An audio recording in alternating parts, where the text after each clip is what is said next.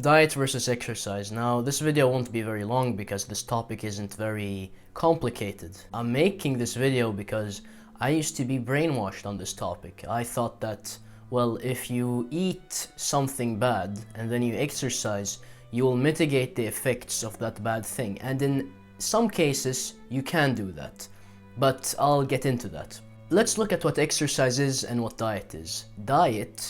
Many people think that diet is, you go on a diet to lose weight, that a diet is associated with weight loss. To my knowledge, the word diet is simply what you eat, okay? It's simply what you eat. When someone says diet, that is what a person eats. That's it. Defining exercise is a little bit more complicated if you want to deliver the message that I'm trying to deliver. And you have to realize that diet is not a concept. Yeah, sure, any word is a concept of something, but when it comes to diet, it's simply what you eat. With exercise, that is a concept of movement that is beneficial to a human being. This didn't exist in nature. If you look at hunter-gatherers, they simply moved. They had to move. There was no such thing as exercise. There was only movement, which was a natural part of their life, because a natural part of a human being's life is movement. We like to move. Moving is fun. Exercise only exists because it solves the problem of needing to move in modern society, and in modern society we don't need to move as much. Now that we know about both sides, what do they actually do? Diet is the foods you eat, and eating is required for the sustenance of a human life. What you eat decides the quality of the cells that are going to be built and your current cells. So eating supplies the building blocks for the sustenance and growth of a human body.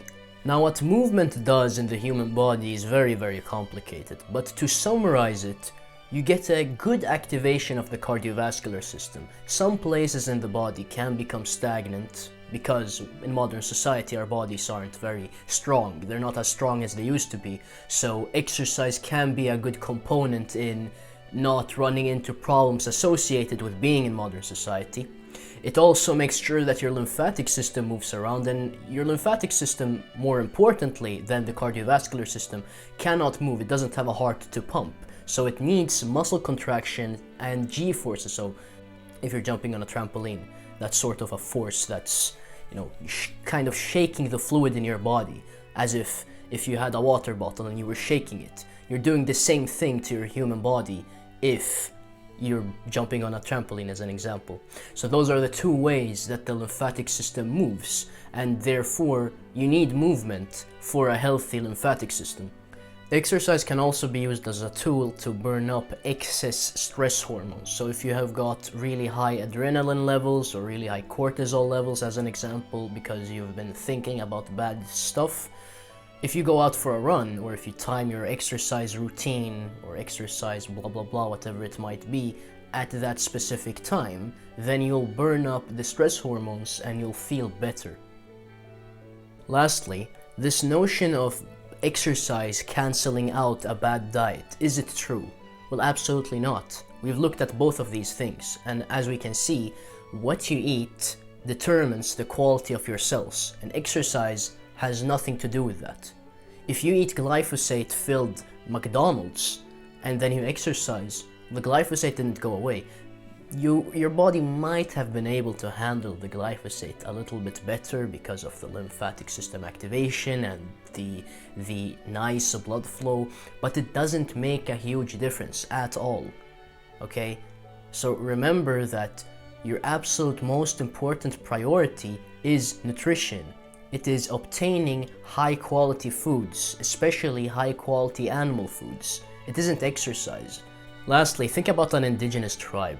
Are they thinking about exercise? Are they thinking about movement? Or are they thinking about obtaining food? They're thinking about obtaining food. Now, in our society, when it comes to health, we're thinking about exercise and we're thinking less about nutrition. So I want you to get into the indigenous mindset. Food is the most important thing when it comes to health. It's the biggest factor. It is the absolute biggest factor.